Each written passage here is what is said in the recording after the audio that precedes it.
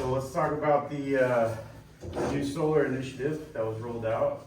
Lucian, tell us a little bit about it. I mean, I'll just read you all in a little bit. Let's do it, but man. I've got the policy center up here. It's $7 billion. Yesterday, Biden and Wow. members of Congress announced this solar grant, initiative. So it's not a tax credit or rebate. This is a grant, and it's a competition for bringing solar to residential, improving the amount of residential solar that's on the grid. And it's geared towards more low-income families, low-income household. So, the solar for all, that kind of says it right there. They just want it to be approachable for everyone.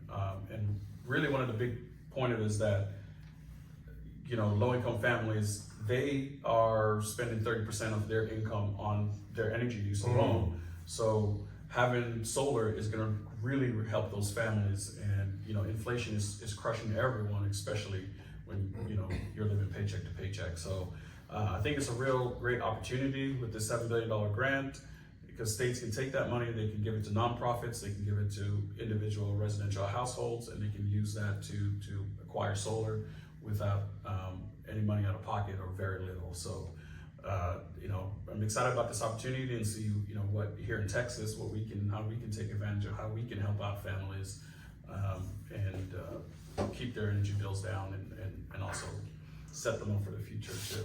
Yeah, it looks like you can find it at epa.gov, and then it has a list of all the states and what type of incentives are assigned to each state. Let's see what Texas is for shits and giggles. It sounds exciting though, but how exactly does that $7 million to get dispersed? And let's say we are in the category of like low income families. A lot of times, credit's a big issue. Is that going to help them get approved? Is that going to be this, like, how exactly are they going to get that money? So it's a grant, so it's not going to be like a loan approval. Oh. So they're issuing grants, and those grants will go directly to those families. Now, how it's administered, distributed, it's going to go through the state environmental agency. So if you want to apply for the grants, you'll have to apply directly through, the state environmental agencies. Every state has their own. So it looks like here, Texas statewide, they're giving $249,700,000. So 249 million. The Texas SFA Coalition is a coalition of Texas municipalities serving the low-income and disadvantaged community population in Texas, over 11 million people. So the coalition's goal is to transfer access to distributed solar in Texas, creating new community wealth and savings through energy cost reduction, equity opportunities, and access to good paying clean energy jobs. The Texas SFA program will leverage federal funds, tax credits, and other sources to provide financial assistance to access to private capital to support residential, multifamily, and single-family solar, battery storage, and energy efficiency deployments to improve the community well-being and resilience to power system failures. So it looks like they're deploying it to help lower income in case of power outages and just support in case of system failures. The Texas program will support workforce training to serve low-income and disadvantaged residents, support minority and women-owned businesses, and collaborate with community-based organizations.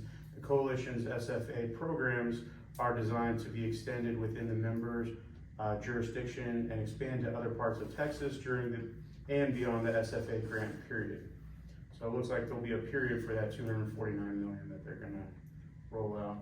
That's all I could find on Texas. Yeah, the program's been around for a while. It's just that they're pumping more money into it, and Biden's able to do this because of the IRA Act. So he's able to basically refund the coffer.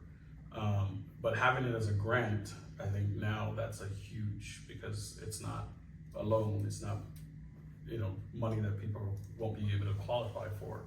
I think for us as a set of business, it's going to be a great time to partner with nonprofit low-income housing communities, and that's and really talk to those communities and see how we can help them gain access to this program. I think that's a great place that we can start really making those connections. But I really like this. This is awesome. And the reason is because so many people out there are always saying solar is a scam, right? Solar is, because there are representatives that are unethical, right? And that are selling the wrong system, and people are still having bills. But here, this is proof that, our country is for clean energy. This is something I was reading right here. It says, this is from the U.S. Secretary of Energy, Jennifer Granholm. Sunlight is powering millions of homes across the nation, and we're working hard to ensure Americans everywhere can benefit from this affordable, clean energy resource. So, I just want to, just say that's why we're in solar, right? There's a purpose, there's a mission to help people. And I think a lot of people out there think that we're just out here to make money and just, solar representatives are just kind of mess people over and do them wrong. And that's not what we're doing. We're on a mission to help people afford energy because it's super expensive. Electricity is super expensive, and with inflation, right, people are already paying high for gas. They're not getting enough money in their raises from their jobs to afford inflation, and then they still have to worry about their energy bill that just keeps going up. So this is awesome, man, for us, for our country. Yeah, especially in a time right now where the bills are already have people check to check, and solar, I see it more of a tool to get those things that they couldn't normally get knocked out. Like if you have a hole in the roof and you don't have $11,000 lying around, it's not as easy to go get that fixed, and you're already paying a $600, $700, $800 light bill. So a lot of times when you can kind of use the financing to your benefit and take care of these other little home projects, it puts the homeowner in a way better financial position, so that way they can get those projects knocked out. Because sometimes it's not a roof, sometimes it's broken windows, sometimes it's bad piping, it's plumbing, it's a bad electrician, when they use one of their friends or uncles and they didn't wire the house right, and just there's a list of problems that go on inside the home, and I've ran into all kinds of problems, but it's a blessing to be able to use this to be able to help them out and really make it worth it. Yeah. Good point. Yeah, so they released this yesterday, April 22nd of 2024. It was just a press release. Biden and Harris administration announced the $7 billion solar for all grants to be deliver residential solar for low income Americans.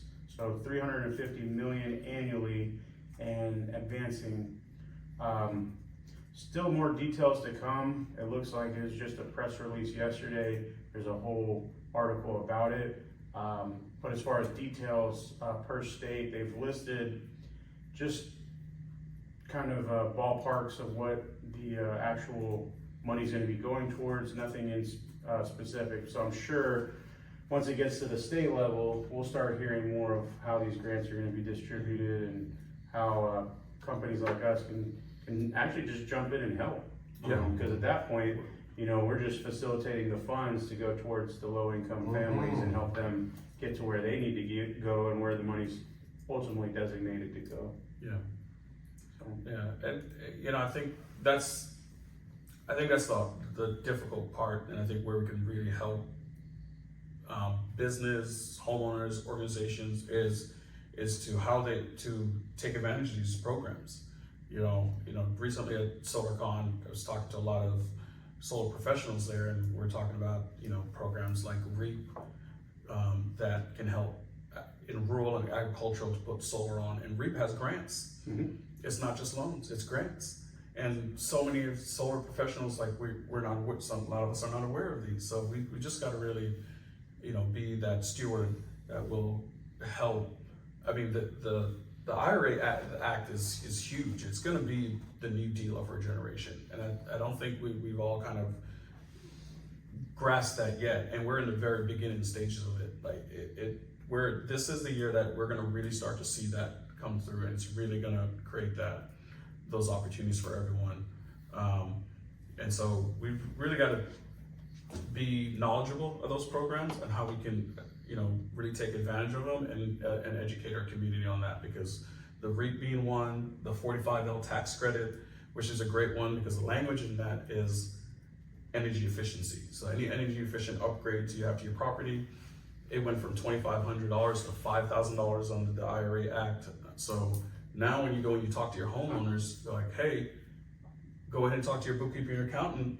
You just did some improvements to your house and you added solar, and now you've added to energy efficiency. So not only can you take advantage of the solar tax credit, but you could possibly take care of the 45L energy efficiency credit as well. And for a community like a low income housing community that has like 300 doors in their community that they manage, the property management company or the owner of those, they can take advantage of each of those units, $5,000 for each of those units that they can get as a tax credit. And for a large organization, that's huge, because their tax liability is going to be a lot larger than a general homeowner. So And that 5,000 is for energy efficiencies like light bulbs, thermostats, HVAC. it is written for, there's some audit in that has to go with it. Is that kind of what you're talking about? That is part of it, yes. It's Zero Emissions Homes Act, that's part of it, But the tax part where you get the credit is you fill out the 45L form with the IRS to get advantage of it. But there's certain auditing that has to be done with it. You have to get a third party auditor to come out and say, okay, these improvements changed or improve your energy efficiency by a certain amount, and then you turn that later into your bookkeeper, and you get that $5,000 deduction in your tax liability. So just so many different venues that has been created on this act that we can really take advantage of and educate the consumers about. And I think that's what I'm passionate about, like you were saying, in terms of like helping homeowners. We have a mission here. And Absolutely. It says in here that, this is meant to help not only the well-off homes and families, but the ones that can't afford to get a loan, and can't afford to get, they can't afford their bill. They unfortunately may not be able to get a loan. So this will help people that really, really need it, right? There's something else I want to talk about. I want to talk about SolarCon. We had a really good time, as you know. But I guess I want to talk to JD a little bit about why our booth was like the #1 booth to look at, and it's because of those solar panel, tiles. You want to talk about that a little bit, JD? Yeah, so we're teaming up with a Japanese manufacturer who's bringing their facility statewide, building out in Houston, and they've been installing these roofs since the early 90s. So the technology, they've kind of gotten down. It's not something like just popped up and they're just taking it to market.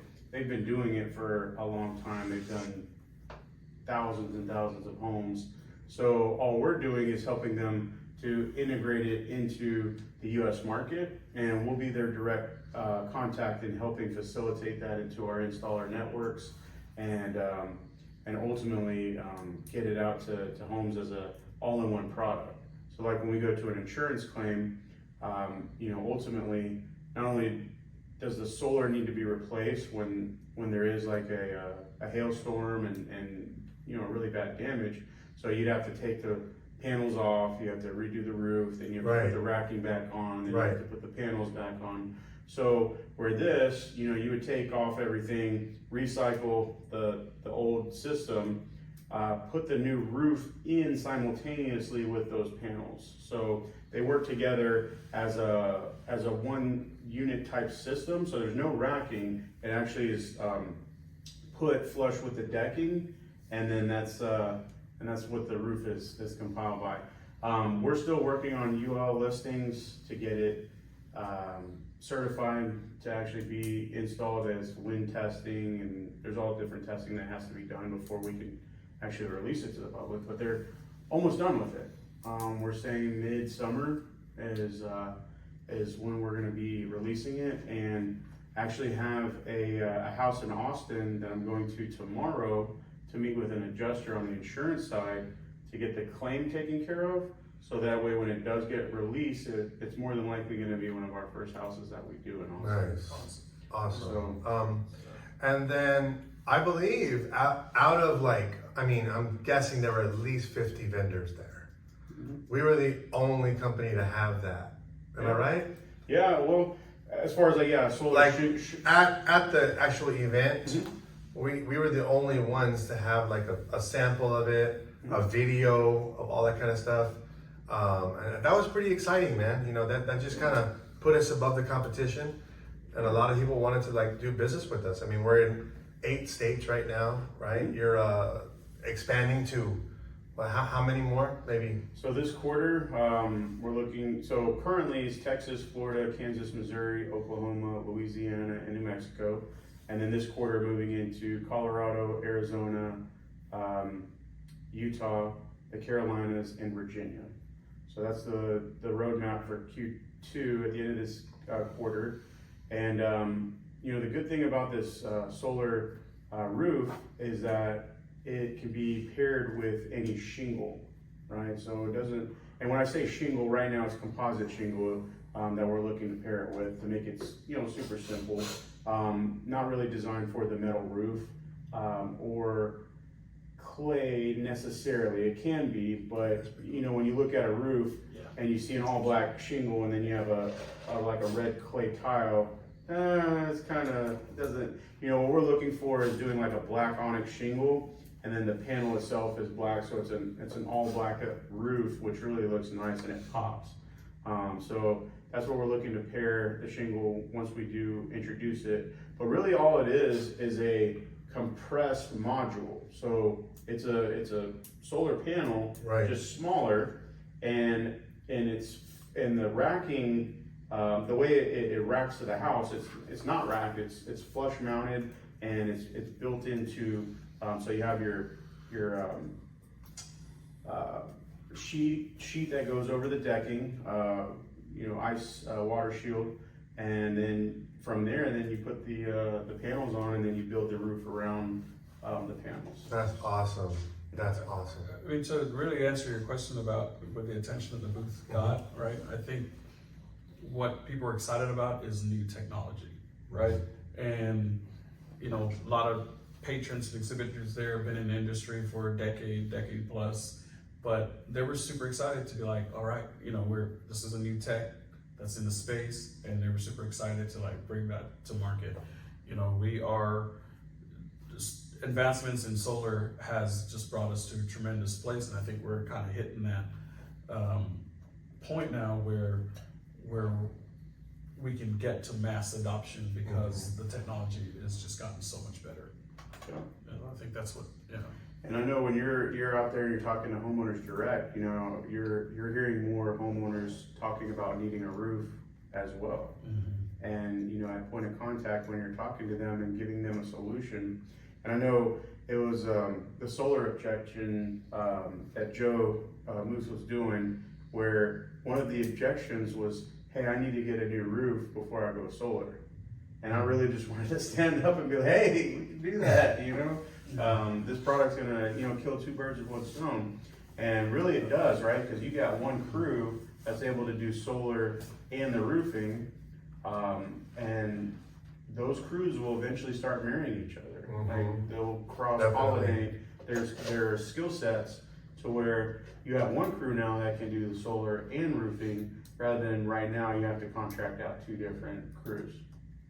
So I think that our competition isn't really a competition in itself, it's more of competition against ourselves, and pushing the product to get out there quicker and make it more more available, and make it affordable to pair the 2 together, to where we're competing now with independently solar and roofing companies, where we'll just make our own kind of footprint as roofio would be. Yeah, it's both, right? It's solar and roofing. So that's what's appealing and interesting. we're a solar roof. Yeah, that's it. Yeah. That's it. So, but yeah, SolarCon allowed us to come to the main stage. It was fun, talking with everybody and seeing, everything that they put out there.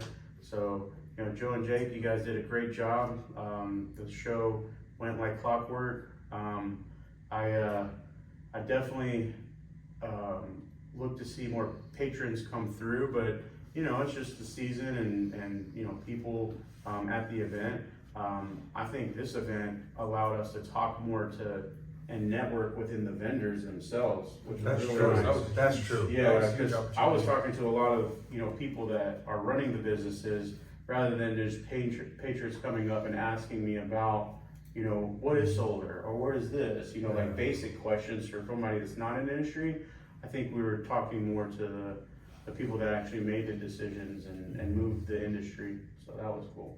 That was I good. mean, can I follow up with that? Or were there any highlights or in terms of organizations or companies that you met with that just that was like they were doing like interesting, like this whole thing? One of the ones that you and I actually met with was the LG. I thought that LG stopped production with their batteries altogether, but come to find out, there's two sectors, or I guess you can call divisions of LG, and one is LG Chem, right, which was the battery manufacturer that we were all used to. But then there's LG, I believe they call themselves LG Electric. LG Or I thought it was Energy, yeah. So they also encompass a battery and an inverter, and a monitoring system. And it's modular. Or the battery is so Yep, so for you can put installation. in more batteries, you can stack them. So that was interesting. I thought LG was out of the solar game altogether, but that was interesting to find out and know. I got to meet with Jonathan Gibbs about Nito, the AI software. That was pretty interesting. What else? There's a lot of, and I was talking to you about this, Eric. There's a lot of people that are selling the shovel to dig the gold, right? Because this is the gold rush of solar, and there's a lot of people out there that are selling the shovel, which is nice because it's needed. Right. But if you have too many shovel sellers and not enough diggers, then it becomes like, hey, Like I got the gold rush. yeah, it's like, hey, I got this. Well, I got like 10 shovels, right? Yeah. I just need to dig. Yeah. So that was interesting. And what I mean by that is like, and I'm not putting down lead companies or, marketing companies or anything like that. But I think that's what kind of drew my attention, is seeing a lot of the shovel salesmen. Yeah. I think that's a big one. I agree with you on that. That did stand out to me as well. A bunch of lead generators.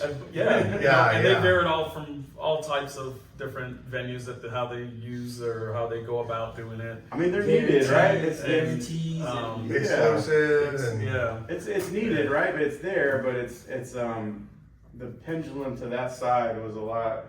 You know what I mean? right. We need people who are actually out there digging, right? And that resource. So within that, for me, one that stuck out to me, and a company called Wand was I there. saw that. And For the renters, right? For renters that had a program or a solution for offering renters. solar That's what that was about. through their landlords, right? I thought it was an interesting program. I'm gonna dive a little deeper with them so I can learn a little bit more. Yeah, because we could use that what do you call it? Rebuttal when somebody says, "Oh, I'm renting." Yeah. But sometimes it's a smoke screen, right? So like if they say I'm renting, be like, "Good, I have something for you." Yeah. They're like, "Damn it." Yeah, it is a smoke screen. 'Cause for the longest time, people would tell, "Hey, just tell whoever knocks on your door if you don't want to deal with them that you're a renter." And it's just to get them off the foot. Like, perfect. Doorstep. And it works, right? Because you can't really as a sales rep, unless you're digging to get more out of them, you got to be like, okay, and then you're on to the next. But now there's a solution. Yeah. And they were talking, and I talked a little bit about it. Is basically they go to the landlord, they cut the deal with the landlord, and help the landlord bill the tenant for the solar system. Yeah. So Whoa. yeah. So we need to get into that. We need it to allows figure that out. the renters to get clean energy, Mhm. and then it gives another revenue stream for the landlords. So Absolutely. that's huge, right? So It's always been there. It's just never really been marketed correctly, because these landlords, they can make money. Property managers can make money on these solar systems that they put on a rental property, because once that's paid off, they own their utility. they own it, and they're still billing for the electricity in the actual rent, right? So they're just making money on top of that after it's paid off. I mean, that's genius. I thought that's the word I was using for, and I was like, yeah, that's And that's what we tell homeowners, hey, you own the house, why don't you own your power? Yeah. Right, so we're giving them a power plant to use that energy, they're owning their power plant, but now the tenant, he owns the building, he might as well own the power plant and then distribute the energy out to his tenants and make money, because he's making that investment into his property. So, I want to hear from Brandon Riker. Brandon has been quiet, but Brandon's actually been in the business in solar for about 5 years now, Brandon? yeah. And Brandon has, been, involved with a lot of companies. He's seen it, he's been there, done that. But Brandon, why do you like working for Roofio? I think backtracking to what JD was just talking about with the roof and the solar, the marriage between those two, because I think that's really going to be huge in the coming future, with taking away that objection. Back to what you were saying about Joe, where the roof is the supporting foundation of what we're working on. So that marriage, and then the brand that we're slowly building at our pace, I think Roofio is just unmatched with that brand approach. And bringing the roofing and the solar is just going to be, I think, in my mind, game changer. Yeah. Absolutely. And, just kind of hit on this. This is one of our first podcasts that we're doing as a company. So these are going to be a lot more as we go, and more discussions on, products as they come out, new things that we'll be able to address, talk about, and introduce, and you'll hear it first here. So, we're talking about those shingles right now. We had the demo out at SolarCon. As they get UL listed and certified, we'll be bringing them to the table, and you guys will get a first look right here. awesome. Let's go. All right. Cool. Well, I think we've had a good discussion for today. Anything else anybody wants to put out there until next week? We're going to try to do this weekly and kind of get out to the audience and make this a weekly discussion, have some fun. Next week maybe we do a little poker playing while we discuss. We're going to figure out our theme as we go with these podcasts. We also have an Austin venue where we have a setup where we can also do these. But really, guys, I want to introduce you guys to the first Roofio podcast, and many more to come. All